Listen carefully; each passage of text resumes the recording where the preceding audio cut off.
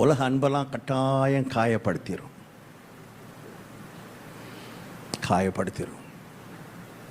ஆவியானவர் சொல்கிறாரு, இங்கே இருக்கிற நிறைய பேர் அப்படி காயத்தோடு இருக்கிறீங்க. அந்த காயத்தோடையே நீங்கள் காலமெல்லாம் வாழாதீங்க.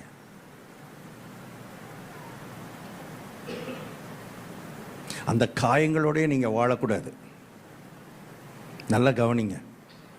காயங்களோடு நீங்கள் வாழும் பொழுது you are opening the door to the devil என்று ஒரு ஊழியக்காரர் எனக்கு சொல்லிக் கொடுத்தார். காயங்களே பிசாசுக்கு வாசலை திறந்து கொடுத்துருமா.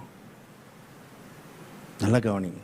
காயமே, நம்ம காயம் வருது பாருங்க, காயப்படுத்துறாங்க பாருங்க, காயப்படுறோம் பாருங்க, அந்த காயப்பட்டு அந்த காயத்தோடு வாழும்போதே நம்ம யாருக்கு வாசலை திறக்கிறோம்?